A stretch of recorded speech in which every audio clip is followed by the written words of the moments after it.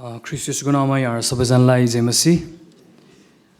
म परमेश्वरलाई धन्यवाद दिन चाहन्छु मलाई यो मौका दिनुभएको लागि। अनि हाम्रो मण्डलीका सबैजना अगुवाजनहरू गुरुजनहरूलाई धन्यवाद दिन चाहन्छु मलाई यो मौका दिनुभएको लागि। हामीले आज यो सेवामा ख्रिस्टको रगत ख्रिस्टले हाम्रो निम्ति गर्नुभएको त्यो उद्धार को कामहरूलाई चाहिँ हामीले घोषणा गर्दै आजको गीतहरूमा हामीले गाइरहेका छौँ। एकजना मान्छेबाट पाप आयो अनि त्यो पाप चाहिँ सबै मान्छेमा परेको जस्तै नै अर्को एकजना मान्छेबाट त्यो एकजना मान्छेको बलिदानबाट सबैजनाले उद्धार अनि मुक्ति पाए जस्तै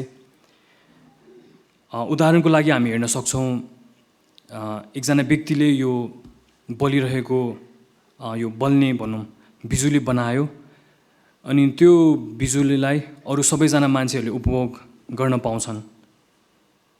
प्रत्येक मानिसले चाहिँ त्यो बिजुलीलाई फेरि बनाइराख्नु पर्दैन। एकजना मान्छेले बनाएको त्यो बिजुलीलाई लिएर सबै मानिसहरूले उपभोग गरे जस्तै नै आज एकजना मान्छेको बलिदान जो चाहिँ ख्रिस्ट येशू हुनुहुन्छ उहाँको बलिदानले हामी सबैजनालाई अनि उद्धार अनि मुक्ति दिएको छ। अनि ख्रिस्ट येशूको बलिदान नै सबैभन्दा उत्तम बलिदान हो। अनि त्यो बलिदान भन्दा बाहेक अरू कुनै बलिदान छैन जसले चाहिँ सबै मानिसहरूलाई चाहिँ उद्धार अनि मुक्ति दिन सक्दछ। अनि आज त्यही ख्रिस्ट येशूको रगतको बलिदानलाई हामीले घोषणा गर्दै आज हामी प्रत्येकको जीवनमा अनि सारा संसारमा पनि हामीले यो घोषणा गर्नुपर्नेछ। किनभने जो जतिले ख्रिस्ट येशूमा विश्वास गर्छ अनि त्यो रगतलाई विश्वास गर्छ भने उसले उद्धार अनि मुक्ति पाउँछ। अनि आज मैले हेर्न गइरहेको खण्ड उहाँ नै जो ख्रिस्ट हुनुहुन्छ उहाँ ख्रिस्ट येशूको बलिदानको बारे त होइन तर उहाँ ख्रिस्ट येशूको चरित्र उहाँ चाहिँ कस्तो हुनुहुन्छ अनि उहाँले के गर्नुभयो अनि उहाँ के को निम्ति हाम्रो माझमा आउनुभयो भन्ने कुरालाई चाहिँ हेर्नलाई हामी गइरहेका छौँ। हुन्छ त्यसको लागि म एउटा खण्ड पढिदिनेछु। आज त्यही ख्रिस्ट येशूको बलिदान अनि उहाँलाई चाहिँ हेर्नलाई हामी सबैजनालाई आग्रह गरिएको छ। यो खण्डमा मैले भने उहाँ चाहिँ ख्रिस्ट येशू हुनुहुन्छ अनि ख्रिस्ट येशूलाई हेर्नलाई हामी सबैजनालाई आह्वान गरिएको छ। किनकि ख्रिस्ट येशू नै चुनिएको हुनुहुन्छ अनि एउटा निर्भर सेवक हुनुहुन्छ, एउटा नम्र सेवक हुनुहुन्छ अनि दर्शन भएको सेवक हुनुहुन्छ भनेर आजको खण्डमा हामी हेर्न जाँदैछौँ। हुन्छ म यहाँ पढिदिन चाहन्छु यशायाको पुस्तक 42 अध्यायको 1 देखि 4 सम्म हामी पढ्नेछौँ।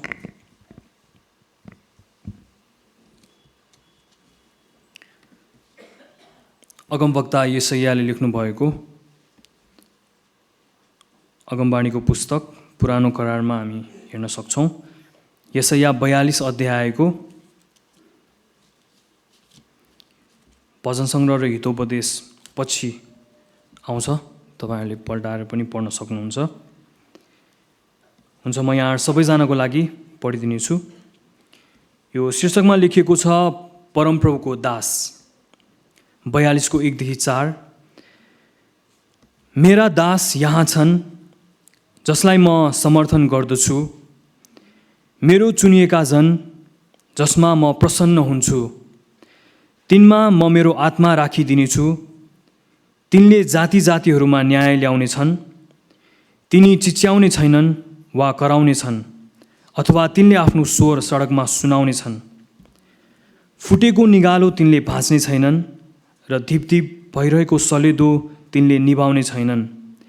तिनले विश्वस्ततामा न्याय गर्नेछन् जबसम्म तिनले पृथ्वीमा इन्साफ स्थापित गरि सक्दैनन् तबसम्म न त तिनी दुर्बल हुनेछन् न निरुत्साहित हुनेछन्।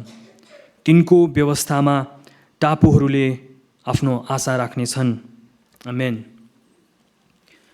परमेश्वरको वचन पढाइ अनि सुनाइमा आशिष दिनुभएको होस्। यहाँ शीर्षकमा नै हामीलाई दिएको छ कि परमप्रभुको दास भनेर। अनि यो नेपाली संस्करणमा हामीले एउटा शब्दलाई देख्दैनौँ, तर भन्न खोजेको त त्यही नै हो, मेरा दास यहाँ छन् भनेर परमेश्वरले एउटा इङ्गित गरिरहनु भएको छ कसैलाई। मेरा दास यहाँ छन् जसलाई म समर्थन गर्दछु। अनि आज हामीले हाम्रो आँखा लगाएर हेर्नुपर्ने कुरा यहाँ दिएको छ। हामीले त्यो व्यक्तिलाई हेर्नुपर्ने छ जसको बारेमा परमप्रभुले यहाँ भन्दै हुनुहुन्छ।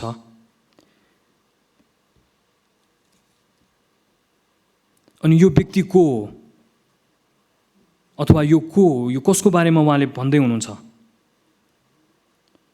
अनि उहाँले के गर्नुहुन्छ, उहाँ कस्तो हुनुहुन्छ त?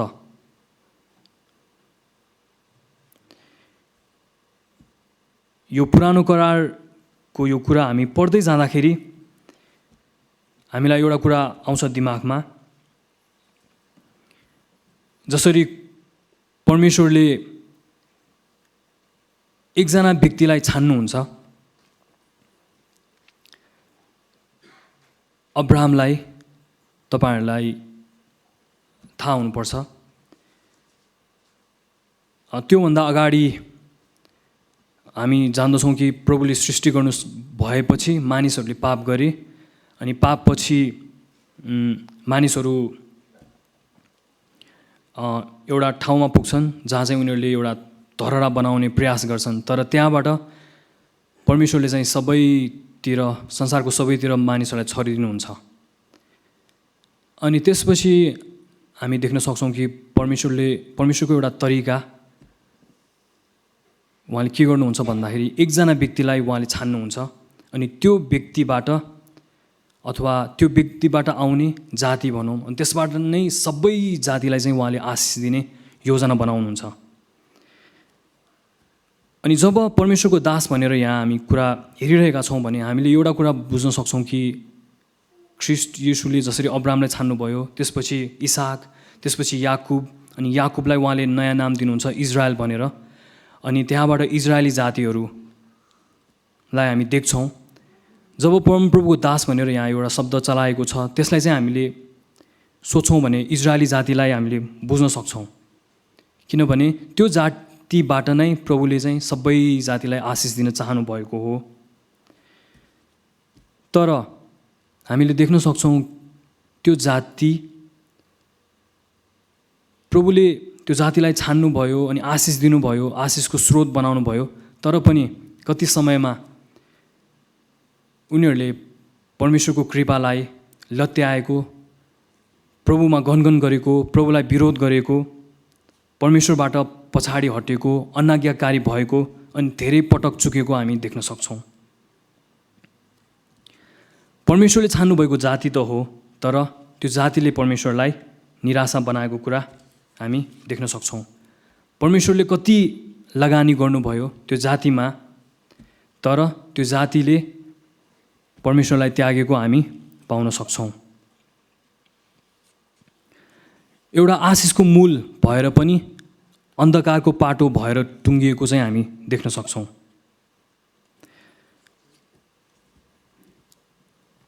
त्यसो भए यो खण्डमा देखाउन खोजेको दास को हुन् त भनेर हामी सोच्ने हो भने, मैले भने सुरुमा नै जसले चाहिँ हामीलाई बलिदान दिएर हामी सबैजनालाई बचाउनु भयो, उहाँ नै हुनुहुन्छ ख्रीष्ट येशू।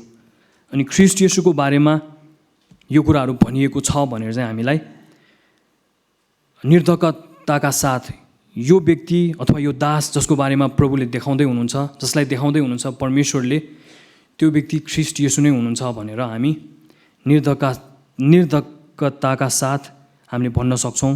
जब हामी यही खण्डलाई चाहिँ नयाँ नियमको पुस्तकमा हामी पढ्छौँ भने, अनि त्यो हामीले मत्ती 12 अध्यायको 15देखि 21मा हामीले पढ्यौँ भने त्यहाँ हामी पाउँछौँ। म त्यही खण्डलाई फेरि पनि एकचोटि पढिदिन चाहन्छु। मत्ती 12 अध्यायको 15देखि 21सम्म।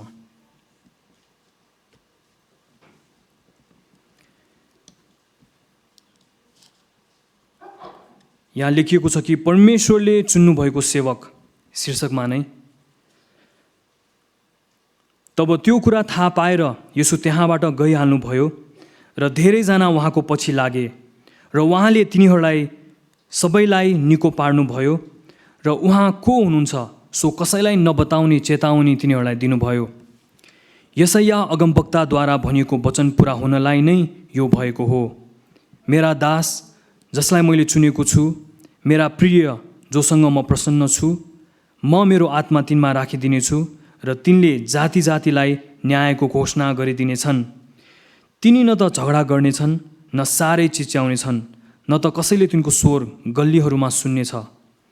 फुटेको निगालो तिनले भाँच्ने छैनन् र धिपधिप भइरहेको सलेदो तिनले निभाउने छैनन् र अन्त्यमा न्यायलाई विजयसम्म पुर्याउनेछन्। तिनैको नाउँमा जाति जातिहरूले आशा राख्नेछन्। आमेन। अब यसपछि हामी निर्धक्कताका साथ भन्न सक्छौँ कि यो जसको बारेमा परमेश्वरले भन्दै हुनुहुन्छ, मेरो दास मेरो सेवक, त्यो ख्रीष्ट येशू नै हुनुहुन्छ।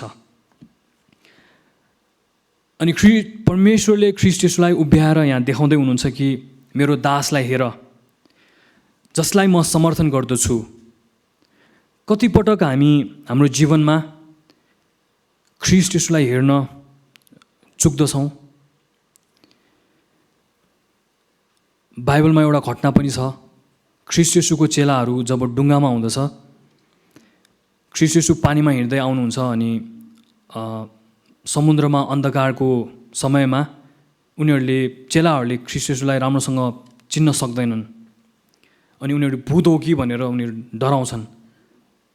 तर ख्रीष्ट येशूले भन्नुहुन्छ कि मै हुँ। जब ख्रीष्ट येशू हुनुहुन्छ भनेर चेलाहरूले बुझ्छ, तब पत्रुस जो चाहिँ चेलाहरूमा सबैभन्दा अग्रसरता लिने व्यक्ति छन्, पत्रुसले भन्छ कि प्रभु यदि तपाईँ नै हुनुहुन्छ भने मलाई पनि यो समुद्रमा हिँड्नलाई आज्ञा दिनुहोस् भनेपछि येशू ख्रीष्टले भन्नुहुन्छ कि आऊ। तब पत्रुसले ख्रीष्ट येशूलाई हेरेर पानीमा ऊ हिँड्न थाल्छ।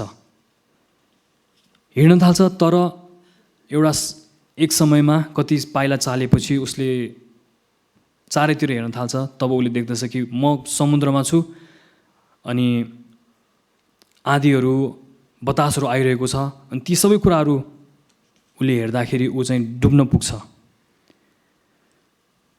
मैले भन्न खोजेको, हामीले ख्रीष्ट येशूलाई एकटक लाएर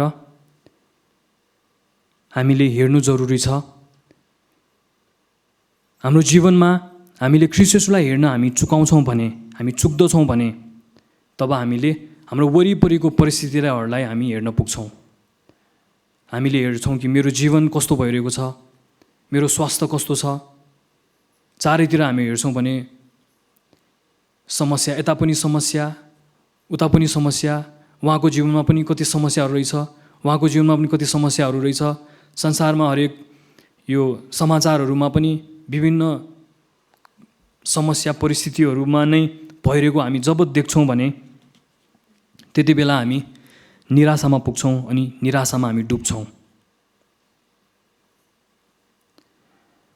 तर हामीले चाहिँ हाम्रो परिस्थितिहरूलाई होइन, तर ख्रीष्ट येशू उहाँलाई चाहिँ हामीले हेरेर अगाडि बढ्नुपर्छ, उहाँमा चाहिँ केन्द्रित हुनुपर्छ अनि ख्रीष्ट येशूलाई नै हेरेर हामीले उहाँको सेवा गर्नुपर्छ भनेर आजको यो वचनमा हामी पाउँछौँ।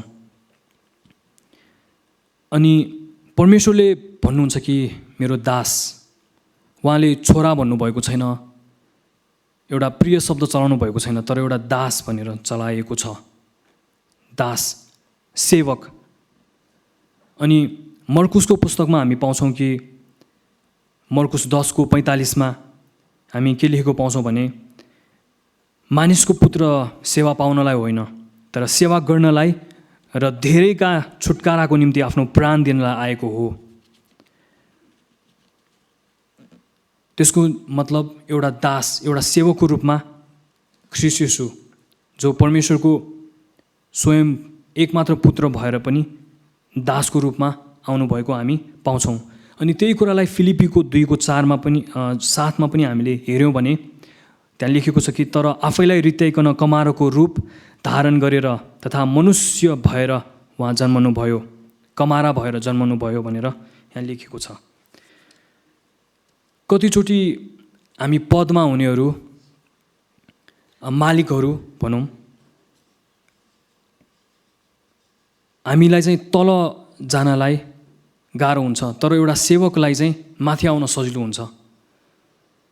जसरी हामी नेतृत्व गर्छौँ, कतिपटक नेतृत्व चाहिँ हामीबाट कसैले छिन्न सक्छ, लिन सक्छ भने, तर सेवकपनलाई हामीबाट कसैले खोज्न सक्दैन। अनि परमेश्वरले त्यही उदाहरण भएर ख्रीष्ट येशूलाई पठाउनु भयो। ख्रीष्ट येशू त्यसै रूपमा चाहिँ आउनुभएको हामी देख्न सक्छौँ। अनि यहाँ परमेश्वरले ख्रीष्ट येशूलाई समर्थन गर्नुभएको हामी पाउँछौँ। आज कतिचोटि हामी वरिपरि हेर्छौँ, मलाई कसले समर्थन गरिरहेको छ भन्ने प्रश्न हामीमा हुन्छ कि मलाई कसैले समर्थन गरिरहेको छ।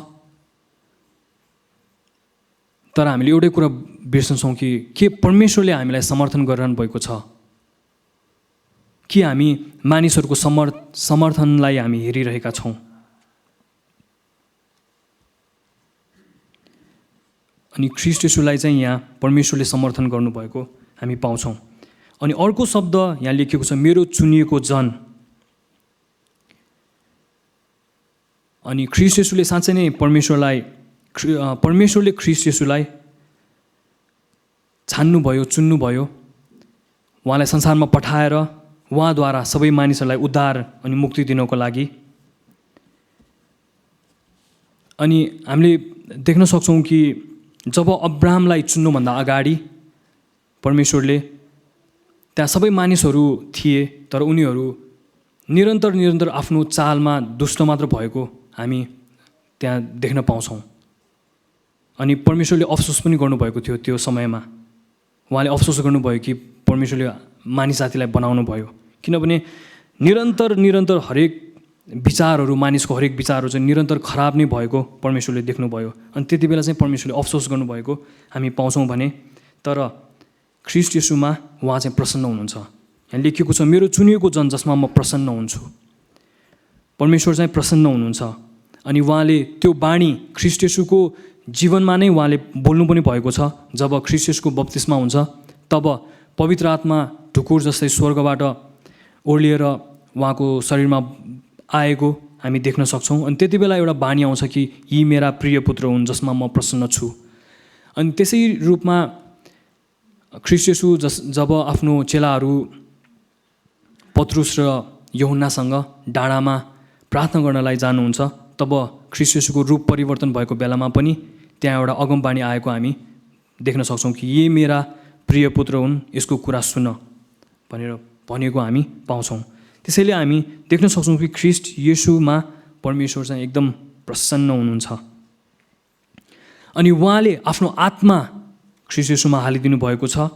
अनि ख्रीष्ट येशू हरेकचोटि आत्माद्वारा दोहोरिनु भएको हामी पाउँछौँ। अनि त्यो आत्मा, बुद्धिको आत्मा, समझको आत्मा, शक्तिको आत्मा, ज्ञान र प्रभुको भएको आत्मा ख्रीष्ट येशूमा हामी पाउँछौँ।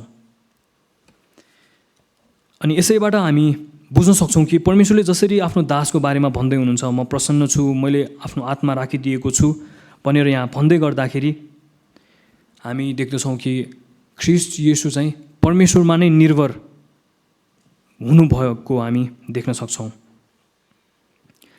अनि यूहन्ना 5:19 र 20 पनि यहाँ एउटा लेखिएको छ कि पुत्र आफैले केही गर्न सक्दैन, तर पिताले जे गर्नुभएको देख्छ त्यही मात्र गर्छ, किनकि पिताले जे गर्नुहुन्छ पुत्रले त्यसै गर्छ, किनभने पिताले पुत्रलाई प्रेम गर्नुहुन्छ र उहाँ आफैले गरिरहनुभएका सबै काम पुत्रलाई देखाउनुहुन्छ।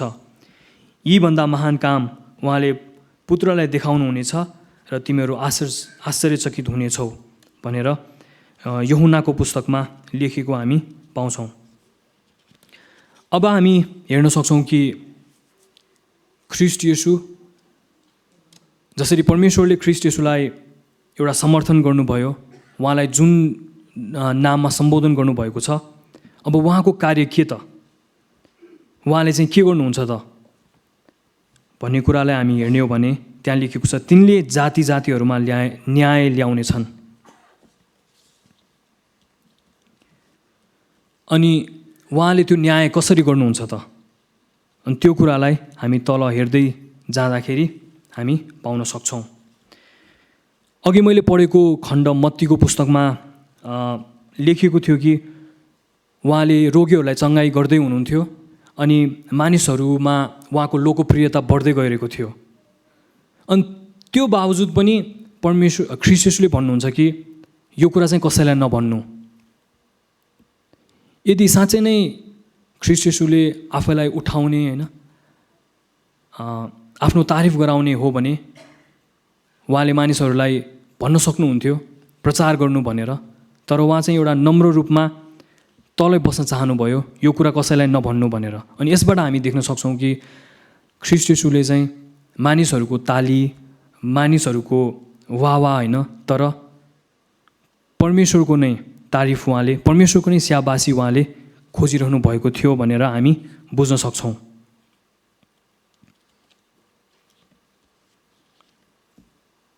अनि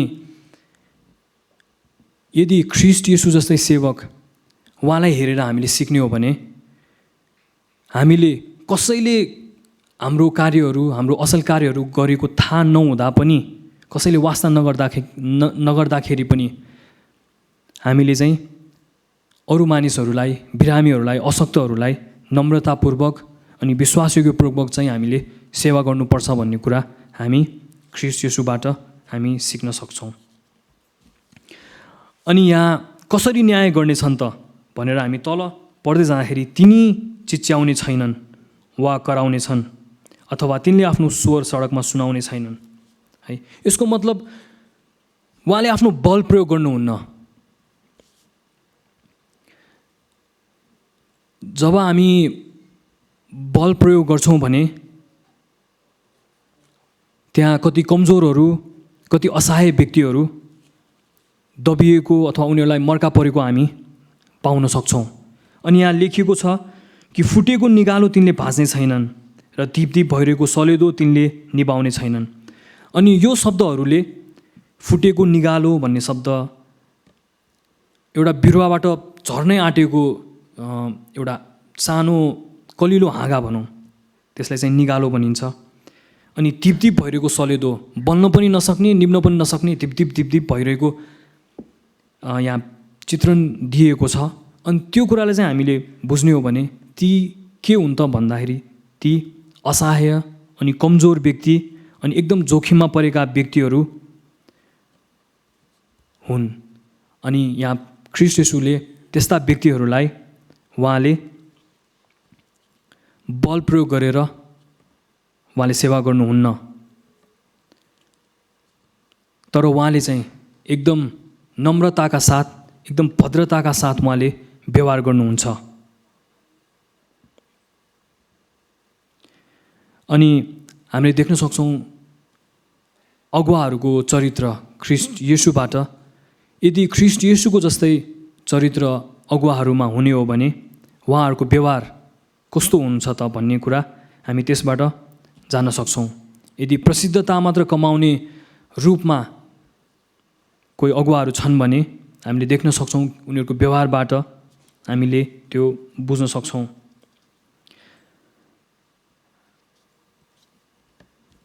अनि तिनले विश्वस्ततामा न्याय गर्नेछन्, तिनले पक्षपात गर्ने छैनन्, तर सबैजनाको हित अनि सबैजनालाई मनमा यो ठिक छ भन्ने गरी उहाँले चाहिँ न्याय गर्नेछन्।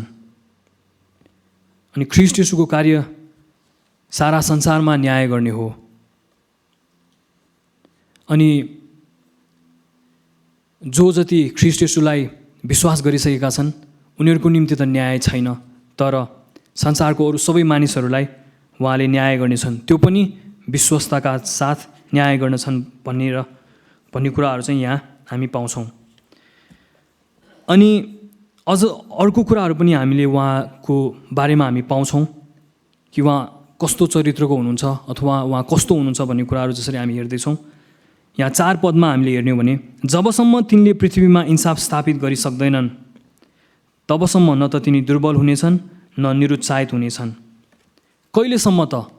अनि उहाँमा त्यस्तो के छ कि उहाँ निरन्तर लागिरहनु भएको छ? अनि यसबाट हामी थाहा गर्न सक्छौँ कि ख्रीष्ट येशू चाहिँ एउटा दर्शन भएको व्यक्ति हुनुहुन्छ भनेर हामी बुझ्न सक्छौँ। दर्शनले परिपूर्ण। अनि उहाँले जुन उद्देश्य राख्नुभएको छ, न्याय गर्ने उद्देश्य, त्यो पुरा नभएसम्म उहाँ रोकिनुहुन्न। अनि हामीले बुझ्न सक्छौँ एउटा नेतृत्व गर्ने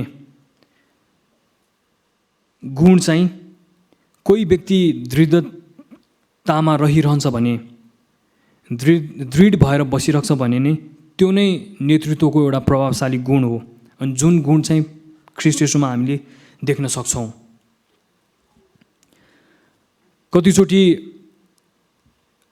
असफलता हुन्छ, कतिचोटि निराशा हुन्छ, अनि मृत्यु पनि हुन्छ मानिसको अवस्थाहरूमा। विभिन्न परिस्थिति अवस्थाहरू हुन्छ मानिसको जीवनमा।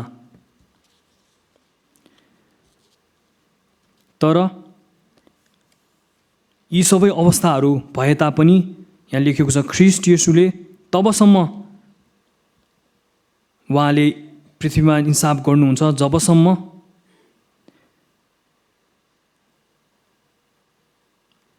उहाँको उद्देश्य जुन इन्साफ गर्ने छ त्यो पुरा नभएसम्म उहाँ न थकित हुनुहुन्छ न त उहाँ दुर्बल नै हुनुहुन्छ।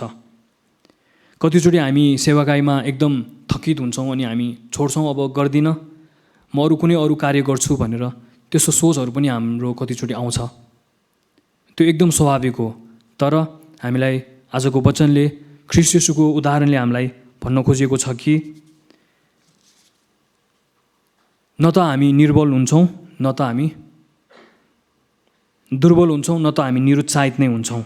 जबसम्म हामीले आफ्नो कार्यलाई हामीले पुरा गर्दैनौँ तबसम्म हामीले निरन्तरता दिइराख्नुपर्ने, एउटा दृढतामा हामी उभिराख्नुपर्ने कुरा हामीलाई यहाँ भनिएको छ। कतिचोटि एकदम थकाइ लागेको हुन्छ, निराशा भइरहेको अवस्था हुन्छ मैले भने, तर त्यस्तो हुँदा पनि ख्रीष्ट येशूले जसरी छोड्नुहुन्न त्यसरी नै उहाँको उदाहरणलाई पछ्याएर हामीले पनि निरन्तरता दिइराख्नुपर्ने हामी यहाँ बुझ्न सक्छौँ। अनि उहाँले पाउनुभएको त्यो दर्शन पुरा नगरेसम्म उहाँ मर्नु पनि हुन्न।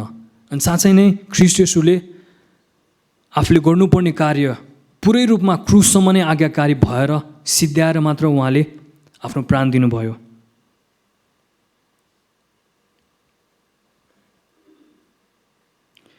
अनि यहाँ अर्को पनि कुरा हामी पाउँछौँ कि तिनको व्यवस्थामा टापुहरूले आफ्नो आशा राख्नेछन्। टापुहरूले समुद्रको बिचमा अथवा महासागरको बिचमा भएको टापुहरूले समेत उहाँको व्यवस्थामा आशा राख्नेछन्। अनि यसले चाहिँ हामीले देखाउँछ कि कति समय चाहिँ हामीले कुर्नुपर्ने हो, कि सबै टाढा टाढासम्मका टापुहरूले उहाँको व्यवस्था पाइसके त के प्रत्येक मानिसले ख्रीष्ट येशूको व्यवस्थालाई उनीहरूले पाइसकेका छन् त? तबसम्म ख्रीष्ट येशूले आफ्नो सेवाकाई उहाँले छोड्नुहुन्न। अनि त्यो सेवाकाई आज हामीहरू प्रत्येकबाट पनि उहाँले गर्दै हुनुहुन्छ। अनि यो कुराबाट हामी देख्न सक्छौँ कि एउटा मिसनको कार्य पनि यहाँ हामी देख्न सक्छौँ। किनभने टापुमा बसिरहेका जातिहरूले पनि परमेश्वरको व्यवस्थामा आशा राखिरहेको, उनीहरूले पर्खिरहेको कुरा चाहिँ हामी यहाँ पाउन सक्छौँ।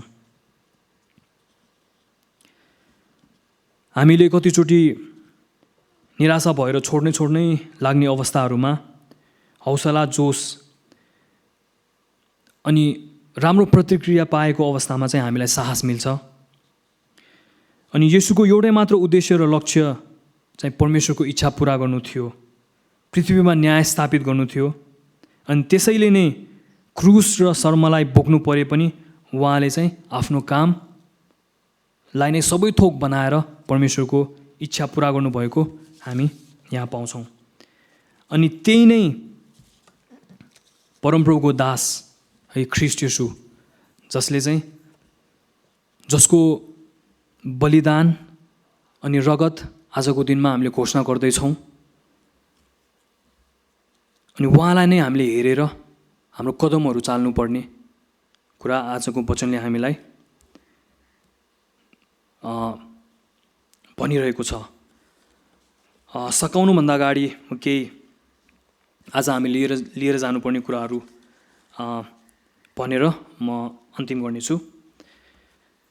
हामी चाहिँ आफैमा डुब्ने होइन, आफ्नो परिस्थितिमा होइन, तर ख्रीष्ट येशूमा चाहिँ हामी केन्द्रित रहनुपर्छ।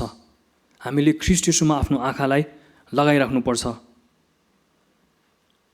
हामीलाई थाहा छ कतिचोटि हामीले ख्रीष्ट येशूमा हाम्रो आँखा हटाउने बित्तिकै विभिन्न परिस्थितिहरूमा अल्झिएको हामीले जानेका छौँ। तर आजको वचनले हामीलाई त्यही स्मरण दिएको छ कि हामीले ख्रीष्ट येशूमा आफ्नो आँखालाई निरन्तर लगाइराख्नुपर्छ। अनि मुख्य कुरा ख्रीष्ट येशूलाई हेर्नु हो। ख्रीष्ट येशू चाहिँ मण्डलीको दुलै हुनुहुन्छ। कतिचोटि हामीले मण्डलीका समस्याहरू, मण्डलीलाई दुलैको संज्ञा दिएको छ, ख्रीष्ट येशूलाई दुलाको। अनि तपाईँहरूले हाम्रो विश्वासी क्रिस्चियन विवाहहरू पनि हेर्नुभएको छ, दुला उभिरहेको हुन्छ दुलै नआएसम्म। अनि दुलै आउँछ, त्यसपछि कार्यक्रम सुरु भए जस्तै कतिचोटि हामीले दुलैलाई प्रतीक्षा गरे जस्तै हाम्रो आँखा चाहिँ दुलैमा भनेको मण्डलीमा, हामी आफै जो हामी प्रत्येक एकजना छौँ मण्डलीको सदस्य, एउटा मण्डलीको भाग, त्यसमा हाम्रो आँखा हुन्छ। तर आँखा चाहिँ हामीले दुला ख्रीष्ट येशूमा लगाउनु पर्ने कुरा आज हामीलाई भनेको पाउँछौँ हामी। अनि कुनै पनि कुरा गर्नुभन्दा अगाडि हामीले एकदम निष्फिक्री एकटक लाएर ख्रीष्ट येशूलाई चाहिँ हामीले हेर्नुपर्छ। अनि हामीले आफ्नै शक्तिमा निर्भर भएर होइन, तर परमेश्वरमा निर्भर भएर, जसरी ख्रीष्ट येशूले परमेश्वरको आत्मामा निर्भर हुनुहुन्थ्यो, उहाँले चाहिँ स्याबासी खोजिरहनु भएको थियो। हामीले पनि प्रभुमा निर्भर हुन हामी सिक्नुपर्छ। हामी कमजोर भएको बेलामा पनि हामीले प्रभुमा निर्भर हुन हामी सिक्नुपर्छ। अनि हाम्रो मिसन छ बढीभन्दा बढी परमेश्वरको मण्डली स्थापना गर्ने, विश्वासीलाई जित्ने। यदि हामीले हाम्रो वरिपरि भएका ती असहाय, टुटेको हृदय भएका व्यक्तिहरूलाई हामीले भद्रताका साथ व्यवहार गर्न सकेनौँ भने हामीले कसरी बलिरहेको आगोमा अर्को काठहरू राखेर हामीले अझै बाल्न सक्छौँ त? किनभने जब हामीले विनम्रताका साथ अथवा नम्रतामा हामीले ती मानिसहरूलाई व्यवहार गर्दैनौँ भने ती मानिसहरू निप्दै जानेछन्। त्यसैले ख्रीष्ट येशूले जसरी मानिसहरूलाई व्यवहार गर्नुभयो त्यसरी नै हामीले पनि त्यसरी नै व्यवहार गर्नुपर्छ। अनि हाम्रो उद्देश्यमा चाहिँ हामी निरन्तर रहिरहनुपर्छ, हामी भाग्नु हुँदैन भन्ने कुरा हामीले पाउँछौँ। त्यसपछि हामीले बुझ्न सक्छौँ कि येशू ख्रीष्टलाई हामीले एक भरपर्दो दास, एउटा नम्र दास, एउटा भद्र दास, धैर्यवान दास अनि एउटा दर्शन भएको दास भनेर हामी उहाँलाई देख्न अनि बुझ्न हामी सक्नेछौँ। अनि हामी दुलहा येशूको चरणमा आराधनामय मन लिएर हामी जाउँ। जब हामीले यसो गर्छौँ भने तब हामीले उहाँबाट सिक्न सक्छौँ। उहाँलाई नमुना बनाएर अनि उहाँले नेतृत्व गर्नु भए जस्तै नै है, अनि अरू मानिसहरूलाई पनि हामी नेतृत्व गर्न सक्नेछौँ। अनि पवित्र आत्माको चालमा निर्भर भएर जसरी हामी परमेश्वरको सन्तान हौँ त्यसरी नै उहाँको स्वरलाई सुनेर मानिसहरूलाई हामीले नम्रता अनि अनुग्रह साथ हामीले व्यवहार गर्नुपर्छ। अनि हामीले हाम्रो ठाउँमा जबसम्म हामी न्याय देख्दैनौँ भने तबसम्म हामी जो चाहिँ साँचो सेवक हो, ख्रीष्ट येशूलाई हेर्ने पछ्याउने त्यो सेवक चाहिँ कहिले पनि रोकिँदैन, कहिले पनि निरुत्साहित हुँदैन, कहिले पनि दुर्बल हुँदैन भनेर आजको वचनलाई म यहीँ राख्नेछु। त्यसैले अन्तिमचोटि हामीले कसलाई हेर्नुपर्छ र किन हेर्नुपर्छ? हामीले ख्रीष्ट येशूलाई नै हेर्नुपर्छ, किनभने उहाँ नै एउटा चुनिएको दास, परमेश्वरको आत्मामा निर्भर एउटा दर्शन भएको दास हुनुहुन्छ अनि उहाँले एउटा असल नमुना हामी बिचमा देखाउनु भएको छ। अनि यही नमुनालाई चाहिँ हामीले पक्रिराख्ने, हेरिराख्न धेरै धेरै नै जरुरत छ भनेर आजको वचनलाई म यही नै राख्नेछु। सबैजनालाई परमेश्वरले आशिष दिनुभएको होस्। जय मसीह।